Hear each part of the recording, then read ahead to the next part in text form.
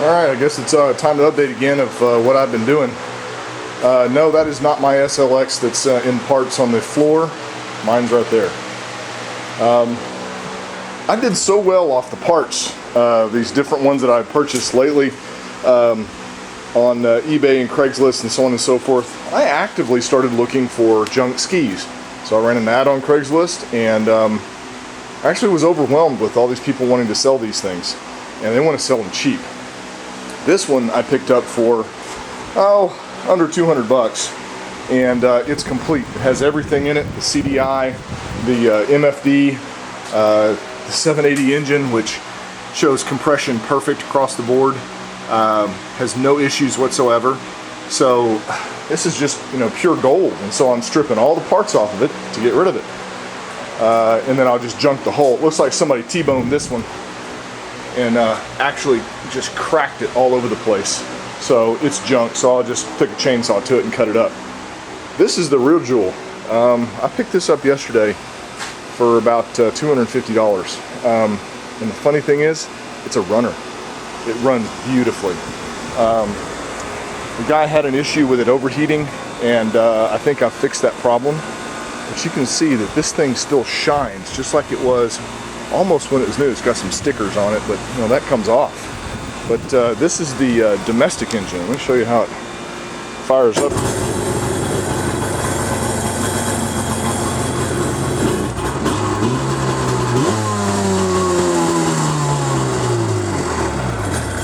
So she runs, and it's got the domestic engine in it, which is the red one. Let's see if I can get this off here. There we go. See, 700 twin. And you can see up here in the front, it looks like it got real hot on this head. But the compression still is absolutely perfect. This thing is just filthy on the inside. Whoever had it just really didn't do a really good job of taking care of it. So, I don't know, I think I'm probably just going to resell this one as is. Make sure it runs, take it out to the lake. I mean, this thing's still registered. I got a good title on it. Looks like it runs great. So I'll run out and lake test it and just make sure it's okay, and then give it a detail for retail. See if I can. That's a beautiful trailer too. Got a little bunged up on this fender there, but that's not a huge deal. I can, somebody can fix that. But it's still in registration. You can see right there. And it runs, and it's in beautiful shape. So we'll see what happens. But I'm pretty happy with that purchase. I can't bring myself to strip it down and part it out. This one, on the other hand, no big deal. And the thing is, though, is I've got 4 others that I've purchased that I can't fit back here because my homeowner association would absolutely gripe of having this stuff back here. So I have to do it little bits at a time, and I keep them over, the other ones over at my storage unit. So I bring them over here, strip them down, catalog them, put it on here, and then throw them up on eBay. So it's working out pretty good. I'm pretty happy with it so far. And there seems to be just an absolute abundance of these jet skis out there. Okay, where was I before I was so rudely interrupted by my telephone? Oh, talking about how many of these things are around. These Polarises seem to be just super abundant here in the North Texas area. So they're just all over the place. They're sitting in people's backyards. They're all over the place, and everybody needs parts for these things because they're not made anymore. So if you can find one with a good engine in it, you can easily part it out. The hard part is getting these little bastards out of here. That's the fun part. So you got to just little by little get these things, strip them down. You got to take the exhaust off. You got to take everything you possibly can off before you go try yanking these things out. So my goal is to have this stripped down the next couple hours, so that way I can start cutting it up tomorrow, get it off to the junkyard, and that way I can get the other ones in here, because I got more, lots more. So anyway, that's what's going on right now, and let's see if I can find some time to get that one kind of spruced up and throw it up on Craigslist also. So anyway, that's what's going on. Well, it took me about 30 minutes to get that engine out. I pretty much got this down to a science, getting these things out. You do have to take off the exhaust to be able to get it, fit it through the hole. And you still got to, if you want to leave the carburetors on, you got to wiggle it just ever so slightly to get it out of that spot.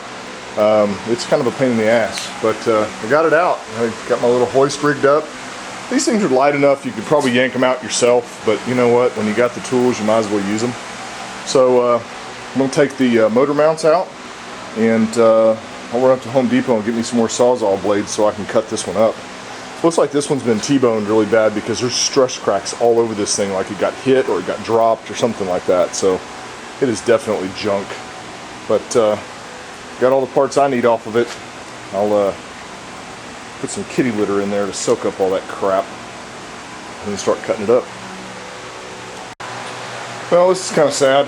The PTO cylinder is burned up on this one. I only got 90 compression, and I can see through the exhaust hole right there that it's definitely melted the piston. So that jug is gone. So my optimism of being able to sell this engine as a whole just went out the door. But nice thing is it does crank over. I get 155 psi, 155 psi on the mag and the center. They both look really good, so those will definitely be salvageable. And of course the lower half and the crank and all that kind of good stuff will be for sure salvageable. So and plus the carbs, so it's not all lost, but I was kind of hoping to be able to sell it as a whole unit. Well, this is for sure a sign of a lean condition. You see how the top of this piston is dished in?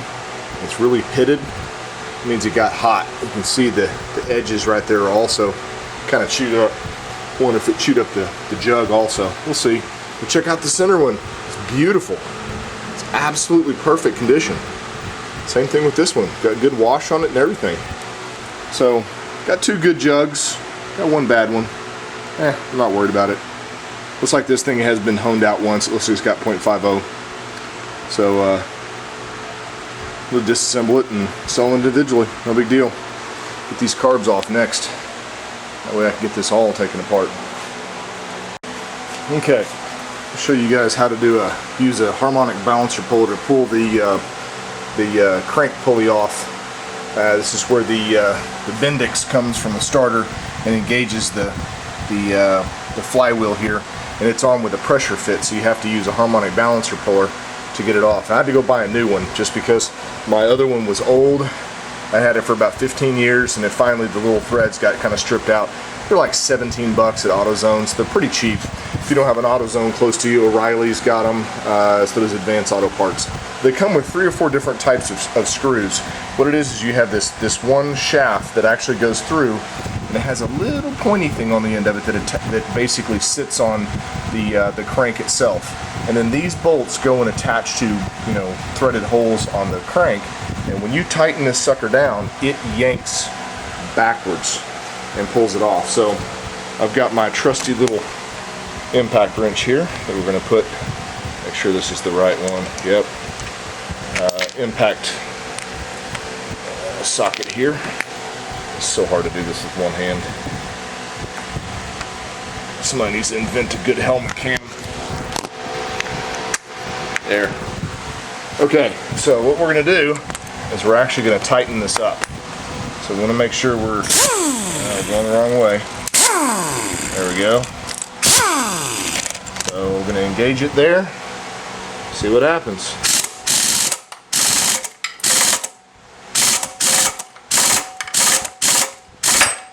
See? Pops right off. Now I probably should have done something to keep the crank from spinning like that, but it wasn't going enough to make a big difference. Little bearings came out of there, no big deal. Man, this engine looks like it was just rebuilt. Poor guy. Man, I swear, all those jugs over there still have crosshatch patterns in them.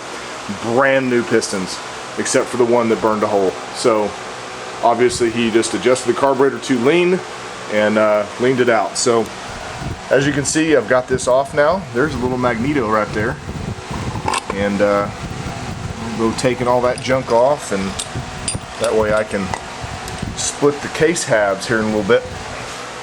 That way I can get the crank out.